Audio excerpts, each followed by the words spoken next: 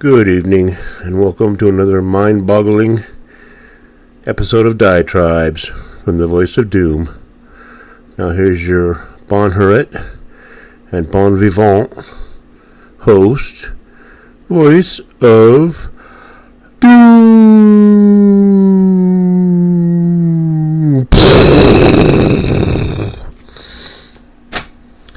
Alright. Figured I'd do a diatribe. I haven't been on the air for a while, so make a few comments about things going on and how the microcosm relates to the macrocosm, and how there's a certain peace of mind that takes over when you realize that we don't have much time left. And the reasons are obvious, but I'll tell you about the microcosm a bit. Alright. Somehow the universe has a way of pushing you toward doing something that you could put off, or you could just procrastinate on. And just go on day after day without really making any moves that you want to make. Now, I think I told you before that I went to Seattle with my kid for a little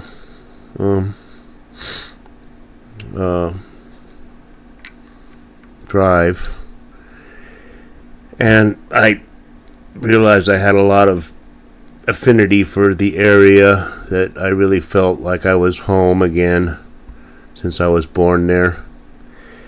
And I made an idea that I wanted to, leave Carson City and go back to the Northwest. But after checking into the logistics of it, I realized that I may not be able to do it. But what happened was this: I got a estimate on the plumbing problems of my house, and they said you need an overhaul of all your plumbing, and it will cost you $14,000.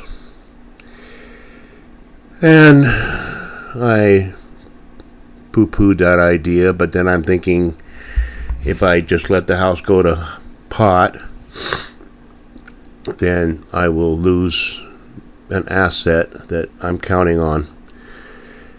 So I pulled the trigger on having the plumbing work done, and when they started doing it, they said, "I'm afraid to tell you that there is a tree that's been growing under your house.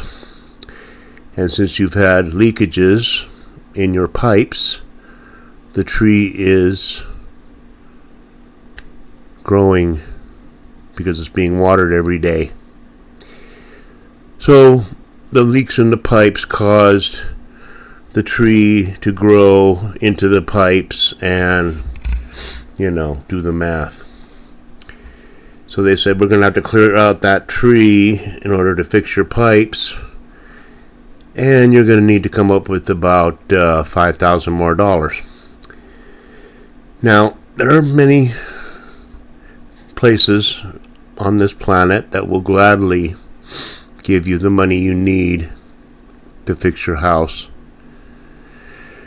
And it was surprisingly easy for me to scare up $20,000, as long as I'm willing to pay $250 for the next 15 years.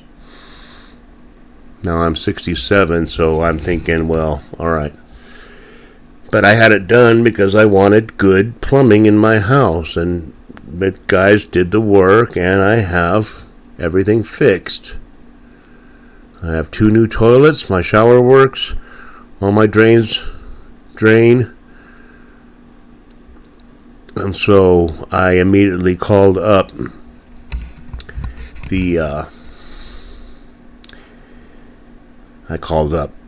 well, I didn't even call. I went online and I went to the first place that came up and said, I'm willing to sell my house. And what do you think happened? I was bombarded and on my phone from people willing to come look at my house to give me an offer.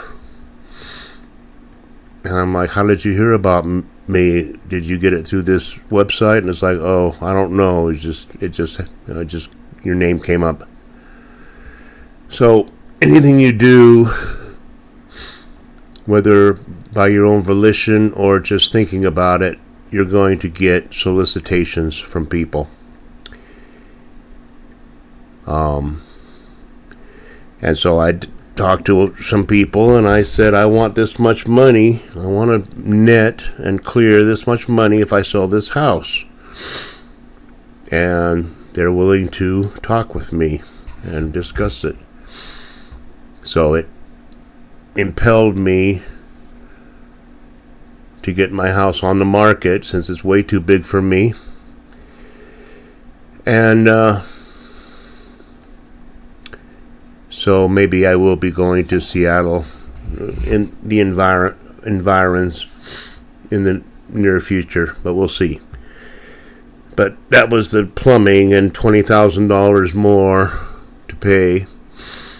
I'm saying to myself, I want to sell the house and pay off all the crap and keep a profit. Okay. At the same time, my tiger cat, Sophie, has been dying. And I knew she was not going to last much longer. And Benjamin wanted me to take Brutus to the vet. And so I went to the vet. And I said I want to make a appointment for 2 cats to get a checkup. And they said fine. Now, this morning I wanted to herd the cats into the car, and cats are not easy to deal with, especially when they're placed in a weird environment. And so Brutus was having a cow in the car, and then when I woke up in the morning, Sophie, the older cat, was laying on the ground and breathing. And then by the time I got around to getting her to take her to the vet, which I knew I wasn't even going to spend time getting a checkup. It was going to be like the cat's on its last. The cat was not responding. The cat was dead. And so I only had one cat to deal with because I realized, yes, this cat is not alive. And took Brutus to the vet and got a checkup, and he's in reasonably good shape, and they gave me a diet plan, and they gave me some medication to stick in his food so that he doesn't, regurgitate. Got home, didn't do anything online, nothing. I got home and turned on the computer and decided to play a game of Freeze Cell. And what was the first ad that comes up? Vet medications. Now, I didn't do anything. I don't have an iPhone. I don't have a smartphone. I didn't do anything on the computer. I just went to the vet for a checkup, and all of a sudden on my computer, vet meds. Now that's a small thing, but it's a big thing, because they know exactly what we're doing and exactly what we need, and I don't know who they are, but I will tell you, getting into the macrocosm, that they are the people that probably in the next 2 months want to start the ball rolling for the great purge, the great culling of the herd, because there's too many people, and it's obvious. With every day that passes, AI is taking over more of everything. They're taking over criminal investigations, they're taking over medical, they're taking over clerical work, they're taking over anything where you do over the phone. And even though Orangey says there's more people working right now than any time in history. Yeah, there's more people working now because a lot of the people that wanted to retire have to go back to work. Everybody has to work. So, I don't, go along with all his pie in the sky claims of him being so great when everybody knows that the jobs are going to go down and down and down and down. I'm lucky to be a waiter because it's going to be a few years before robots are actually delivering food to tables. Because even though it seems easy, and they will figure it out, for now I'm safe. But I wanted to make a couple comments about this and that that's going on real quick. Okay. I've already talked about distractions, and I've talked about how things can be used to keep our mind off. Now we have a kidnapping going on that everybody's talking about all over the place because it's an enigma, it's a conundrum, we don't really know who did it and why, and it just keeps the news cycles going day after day to discuss and dissect why this old woman was kidnapped. It's a distraction. And we may never know what is a distraction from, but I know I'm interested in knowing what's going on. And if I'm interested in a kidnapping, then everybody is. So that's a distraction that's, it might be having something to do with the Middle East. It might be having something to do with anything. But we have to wait and see. Okay. On the other front, we have Orangey and his diplomatic cadre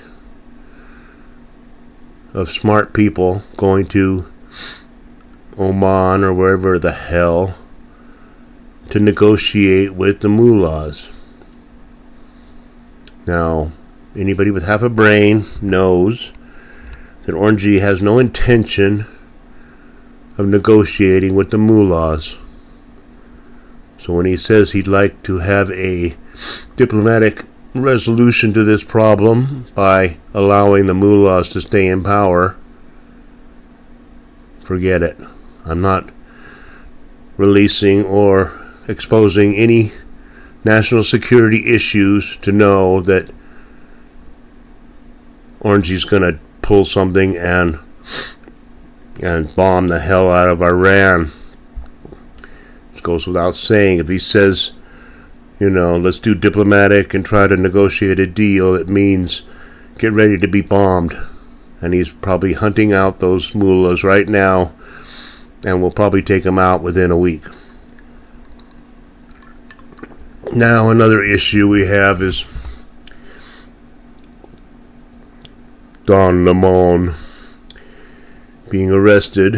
It's an affront to the First Amendment of freedom of the press. He's only a noted journalist of the highest caliber that went in with a bunch of protesters to document the harassment of worshippers. Now, when William Jefferson made a law, I think it was called FACE, Freedom of Access to Clinical whatever. He meant it to say, you cannot stand and pray in front of an abortion clinic because you're impeding. So he'll make a law saying it is against the law to impede an abortion clinic. But he had to throw a bone to the other side. And in that same law, FACE, it says you may not impede any house of worship. And that's the main law that's been broken.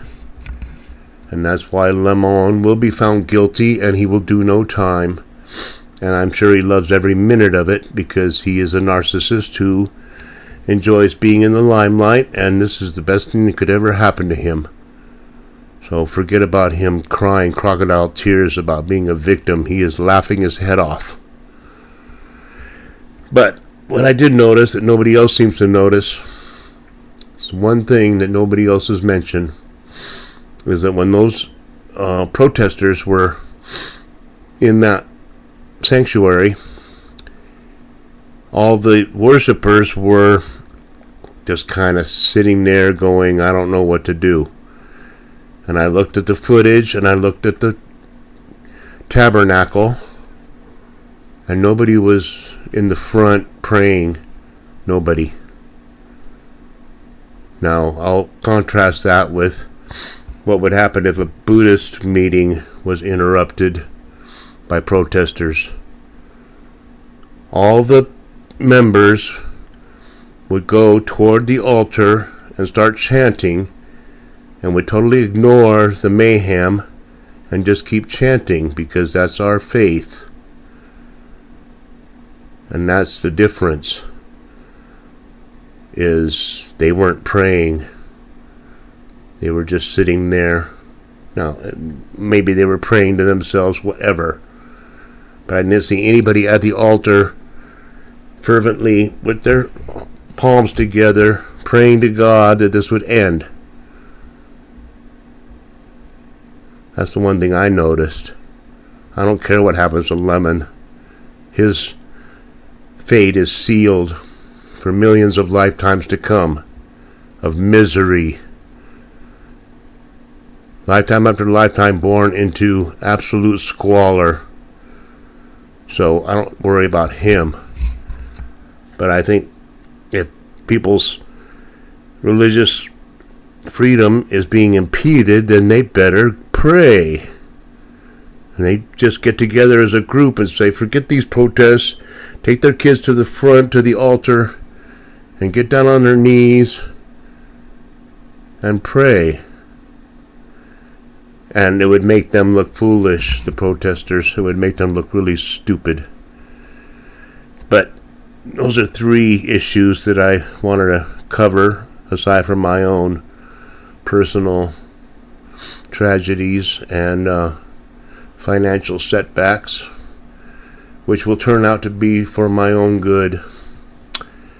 So I just did a weird one for you. It's kind of tying a lot of things together. Everybody should do their own lives that way, because jobs are dying, food prices. I go through YouTube, and when they have a storm coming, the Walmart is inundated and everything's taken out. And I'm hearing about utility bills being in the, $800 or $900 a month, where it's untenable for people to pay just for their electricity and their water and their gas and their phones, let alone paying $2,300 a month for their mortgage. So nobody's going to make it. The powers that be don't care, because they know that they're going to unleash something really soon. It's going to be a pandemic that makes COVID look like just a dress rehearsal with no real meat to it. This will be a real pandemic where it's Monty Python, bring out your dead, and garbage trucks are going around the neighborhood to pick up dead bodies.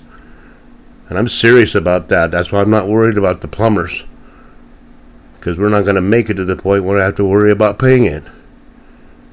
You guys don't get it. Everything happens in patterns.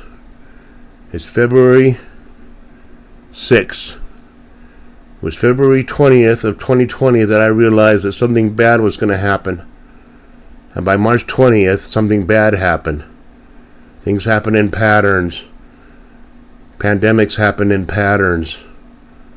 So you guys better get it together, because I'm telling you right now, 2026 is going to be the year that everybody loses it. They're already losing it, but they're not even close to losing it like they're going to lose it when everything falls apart. So I'll leave it there. I think I said enough, and I didn't say anything. I'm sorry. But think about it, and in a few days I'll talk to you later, and we'll see what happens. Okay, bye.